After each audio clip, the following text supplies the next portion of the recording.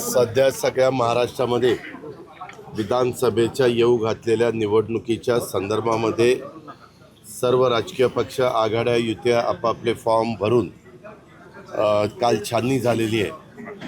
मला वाटतं 3 का 4 तारखेपर्यंत विड्रॉलची मुदत आहे आणि त्यामध्ये शनिवार रविवार सुट्टी आलेली आहे, दिवाळीची पण सुट्टी आलेली आहे. काल आम्ही मुख्यमंत्री, उपमुख्यमंत्री, तसंच बावनकुळे, तटकरे, प्रफुल्ल पटेल असे आम्ही सगळे बसून साधारण जिथं अधिकचे फॉर्म आलेले आहेत तिथं कशा पद्धतीनं मार्ग काढायचा, कुणी कुणाला थांबवायचं, कुणी कुणाला थांबवायचं याबद्दलची सगळी साधक बाधक चर्चा झाली. आणि त्याच्या संदर्भामध्ये मी आज बारामतीला निघालो आहे. जाता जाता नाना काटेंनी पण उमेदवारी अर्ज भरलेला आहे म्हणून मी नानाला भेटायला आलेलो होतो.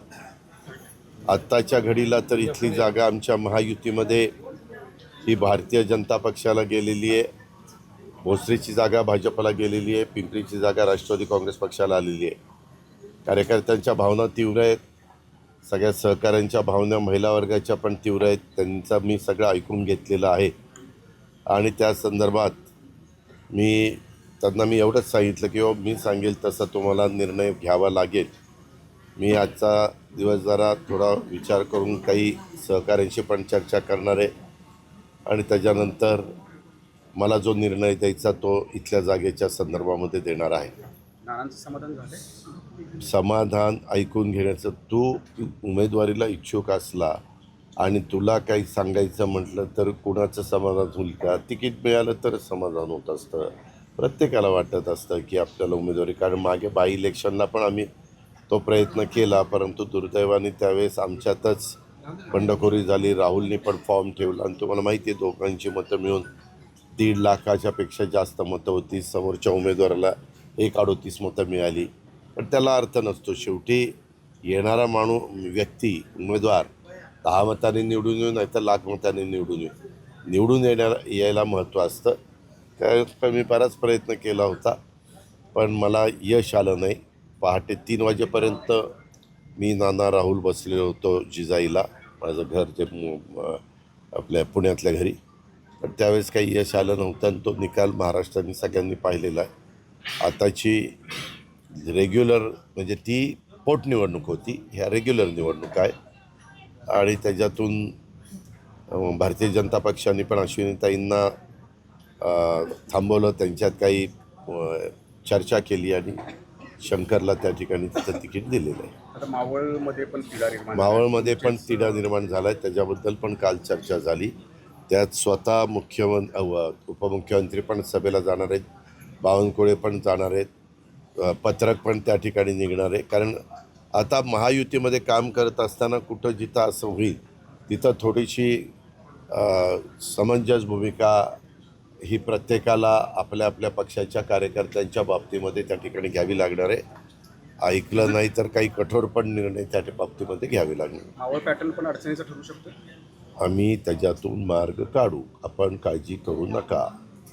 चिंचवडमध्ये भाऊसाहेब भुयारने उमेदवारी अर्ज भरला, त्यांना माघारी घ्यायला लावणार. मी भाऊसाहेबशी आत्ता फोनवर बोललो, मला सांगितलं, मला मयूरने फोन जोडून दिला.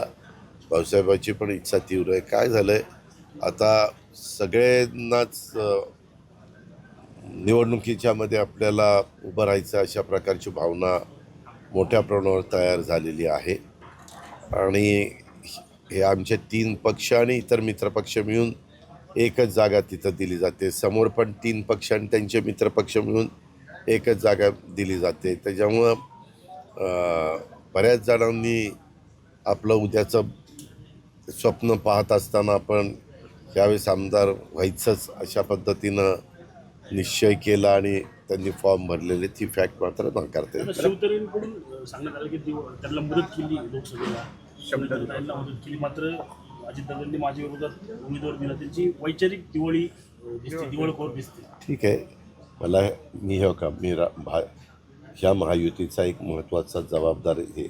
तुम्ही असं प्रत्येकाच्या बद्दल मला मत व्यक्त करायला लावलं तर मी करणार नाही. मला 20 तारखेपर्यंत आम्हाला सगळ्यांना एकोपा ठेवून काम करायचं आहे. पुन्हा आम्हाला महायुतीचं सरकार आणायचं आहे. त्याच्यामुळं कुणी काही बोलेल त्याला आमच्या इतर लोक उत्तर देतील. मी काही उत्तर देण्याचं कारण नाही. दादा, सांगलीमध्ये जे वक्तव्य झालेलं होतं त्याच्यावरून बरेचसे अजितदादांनी- एक मिनिट, जे काही झालेलं आहे ते झालेलं आहे. परत आता ते मला उकरून काढायचं नाही. माझ्या सद्बुद्धीला ज्यावेळेस ते आलं ते मी सांगितलं. ह्याचा निवडणुकीचा तसा अर्थार्थी काही संबंध नाही. त्याच्यावर माझ्या दृष्टीनं तो विषय संपलेला आहे.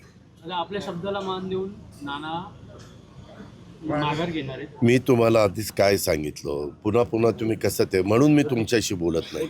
मी अतिशय व्यवस्थितपणे सांगितलं, त्यांचं म्हणणं जाणून घेतलं, कार्यकर्त्यांचं म्हणणं जाणून घेतलं, महिला वर्गाचं म्हणणं जाणून घेतलं, युवा वर्गाचं म्हणणं जाणून घेतलं आणि ते सगळं जाणून घेऊन त्याच्या संदर्भात थोडासा अजून पण अवकाश आहे ना. 3 तारखे का 4 तारखेला दुपारी 3 वाजेपर्यंत. चिंचवड राष्ट्रवादीचा बालेकिल्ला आहे आणि तिन्ही महाविकास आघाडीकडून तुतारीला जागा गेलेल्या आहेत. काय आव्हान असणार? का कुणाला उभं राहायचं, लोकशाहीमध्ये प्रत्येकाला उभं राहण्याचा अधिकार आहे. आम्ही येणाऱ्या महानगरपालिका ज्यावेळेस लागतील त्यावेळेस पूर्ण ताकदीनं पिंपरी चिंचवड महानगरपालिकेमध्ये राष्ट्रवादी काँग्रेस पक्षाला यश मिळवण्याच्याकरता मी स्वतः पुढाकार घेऊन त्याच्यात उतरणार आहे. मी 25 वर्ष हे शहर आमच्या विचाराच्या बरोबर ठेवलेलं होतं आणि शहराचा भरपूर कायापालट करण्याचा प्रयत्न मी केला. तुम्हालाही पत्रकार मित्रांना तुम्ही जुन्यांना विचारलं तर 92 सालचं पिंपरी चिंचवड कसं होतं आणि आता कसं बदलत गेलं. अजूनही बऱ्याच गोष्टी त्या ठिकाणी करायच्यात. सुदैवाने मी आता राज्याचा उपमुख्यमंत्री आहे आणि त्याच्यातनं कसं ह्या शहराला आणखीन विकसित करता येईल. आणि जिथं अधिकचे फॉर्म आलेले आहेत तिथं कशा पद्धतीनं मार्ग काढायचा, कुणी कुणाला थांबवायचं, कुणी कुणाला थांबवायचं याबद्दलची सगळी साधक बाधक चर्चा झाली. आणि त्याच्या संदर्भामध्ये मी आज बारामतीला निघालो आहे.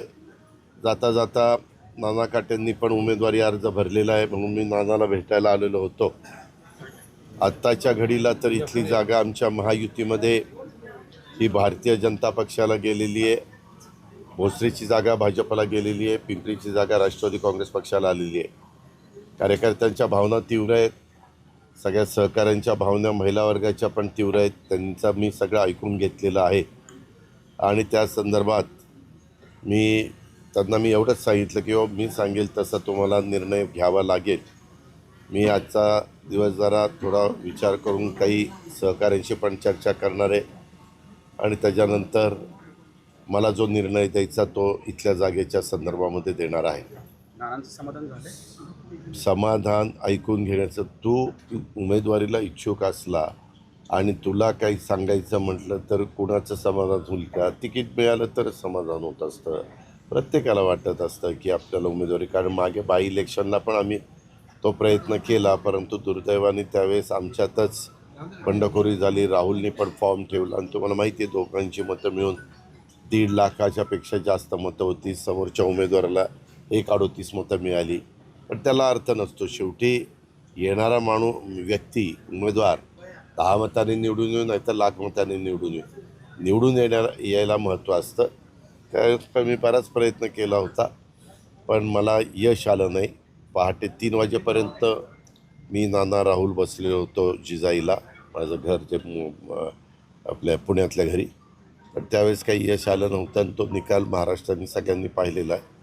आताची रेग्युलर म्हणजे ती पोटनिवडणूक होती, ह्या रेग्युलर निवडणूक आहे आणि त्याच्यातून भारतीय जनता पक्षाने पण अश्विनीताईंना थांबवलं. त्यांच्यात काही चर्चा केली आणि शंकरला त्या ठिकाणी त्याचं तिकीट दिलेलं आहे. आता मावळमध्ये पण तिढा निर्माण झाला आहे. त्याच्याबद्दल पण काल चर्चा झाली. त्यात स्वतः उपमुख्यमंत्री पण सभेला जाणार आहेत, बावनकुळे पण जाणार आहेत, पत्रक पण त्या ठिकाणी निघणार आहे. कारण आता महायुतीमध्ये काम करत असताना कुठं जिथं असं होईल तिथं थोडीशी समंजस भूमिका ही प्रत्येकाला आपल्या आपल्या पक्षाच्या कार्यकर्त्यांच्या बाबतीमध्ये त्या ठिकाणी घ्यावी लागणार आहे. ऐकलं नाही तर काही कठोर पण निर्णय त्या बाबतीमध्ये घ्यावे लागणार. मावळ पॅटर्न पण अडचणीचा ठरू शकतो. आम्ही त्याच्यातून मार्ग काढू, आपण काळजी करू नका. चिंचवडमध्ये भाऊसाहेब भुयारांनी उमेदवारी अर्ज भरलाय, त्यांना माघार घ्या लावून. मी भाऊसाहेबशी आत्ता फोनवर बोललो. मला सांगितलं, मला मयूरने फोन जोडून दिला. भाऊसाहेबाची पण इच्छा तीव्र आहे. काय झालं आहे, आता सगळ्यांनाच निवडणुकीच्या मध्ये आपल्याला उभं राहायचं अशा प्रकारची भावना मोठ्या प्रमाणावर तयार झालेली आहे आणि हे आमचे 3 पक्ष आणि इतर मित्रपक्ष मिळून एकच जागा तिथं दिली जाते. समोर पण 3 पक्ष आणि त्यांचे मित्रपक्ष मिळून एकच जागा दिली जाते. त्याच्यामुळं बऱ्याच जणांनी आपलं उद्याचं स्वप्न पाहत असताना आपण यावेळेस आमदार व्हायचंच अशा पद्धतीनं निश्चय केला आणि त्यांनी फॉर्म भरलेले ती फॅक्ट मात्र नाकारते. आता शिवतरेंकडून सांगण्यात आलं की त्यांना मदत केली लोकसभेला, शब्दताईंना मदत केली, मात्र अजितदादांनी माझ्या विरोधात उमेदवार दिला. त्यांची वैचारिक दिवाळी दिसते, दिवाळखोर दिसते. ठीक आहे, मला ह्या महायुतीचा एक महत्त्वाचा जबाबदारी आहे. तुम्ही असं प्रत्येकाच्या बद्दल मला मत व्यक्त करायला लावलं तर मी करणार नाही. मला 20 तारखेपर्यंत आम्हाला सगळ्यांना एकोपा ठेवून काम करायचं आहे. पुन्हा आम्हाला महायुतीचं सरकार आणायचं आहे. त्याच्यामुळं कुणी काही बोलेल त्याला आमच्या इतर लोक उत्तर देतील. मी काही उत्तर देण्याचं कारण नाही. सांगलीमध्ये जे वक्तव्य झालेलं होतं अजितदादांनी- एक मिनिट, जे काही झालेलं आहे ते झालेलं आहे. परत आता ते मला उकरून काढायचं नाही. माझ्या सद्बुद्धीला ज्यावेळेस ते आलं ते मी सांगितलं. ह्याचा निवडणुकीचा तसा अर्थार्थी काही संबंध नाही. त्याच्यावर माझ्या दृष्टीनं तो विषय संपलेला आहे. आपल्या शब्दाला मान देऊन नाना माघार घेणार आहेत. मी तुम्हाला आधीच काय सांगितलं, पुन्हा पुन्हा तुम्ही कसं ते, म्हणून मी तुमच्याशी बोलत नाही. मी अतिशय व्यवस्थितपणे सांगितलं, त्यांचं म्हणणं जाणून घेतलं, कार्यकर्त्यांचं म्हणणं जाणून घेतलं, महिला वर्गाचं म्हणणं जाणून घेतलं, युवा वर्गाचं म्हणणं जाणून घेतलं आणि ते सगळं जाणून घेऊन त्याच्या संदर्भात थोडासा अजून पण अवकाश आहे ना. 3 तारखे का 4 तारखेला दुपारी 3 पिंपरी वाजेपर्यंत. चिंचवड राष्ट्रवादीचा बालेकिल्ला आहे आणि तिन्ही महाविकास आघाडीकडून तुतारीला जागा गेलेल्या आहेत. काय आव्हान असणार? का कुणाला उभं राहायचं, लोकशाहीमध्ये प्रत्येकाला उभं राहण्याचा अधिकार आहे. आम्ही येणाऱ्या महानगरपालिका ज्यावेळेस लागतील त्यावेळेस पूर्ण ताकदीनं पिंपरी चिंचवड महानगरपालिकेमध्ये राष्ट्रवादी काँग्रेस पक्षाला यश मिळवण्याच्याकरता मी स्वतः पुढाकार घेऊन त्याच्यात उतरणार आहे. मी 25 वर्ष हे शहर आमच्या विचाराच्या बरोबर ठेवलेलं होतं आणि शहराचा भरपूर कायापालट करण्याचा प्रयत्न मी केला. तुम्हालाही पत्रकार मित्रांना तुम्ही जुन्यांना विचारलं तर 92 सालचं पिंपरी चिंचवड कसं होतं आणि आता कसं बदलत गेलं. अजूनही बऱ्याच गोष्टी त्या ठिकाणी करायच्यात. सुदैवाने मी आता राज्याचा उपमुख्यमंत्री आहे आणि त्याच्यातनं कसं ह्या शहराला आणखीन विकसित करता येईल, आणखीन जे काही राहिलेले प्रश्न आहेत ते सोडवता येईल. सेंट्रलच्या स्कीम असतील, राज्याच्या स्कीम असतील, आपल्या बजेटमध्ये टाकायच्या स्कीम असतील, ह्या सगळ्याच्या बाबतीमध्ये आमचं काम चाललेलं आहे. आत्ता जरी कुठलंच कॉर्पोरेशनमध्ये कुणाचेच नगरसेवक पदाधिकारी नाही आहेत, पण पालकमंत्री म्हणून पण ज्या वेळेस मी आढावा घेत असतो, शेखर सिंगला बोलवत असतो, काही कार्यकर्ते मला काही सूचना करत असतात, त्या योग्य असल्या तर त्याची अंमलबजावणी करण्याच्याकरता मी आयुक्तांना सांगत असतो. पवार कुटुंबीय दिवाळीला परत एकदा एकत्र आपल्याला दिसेल.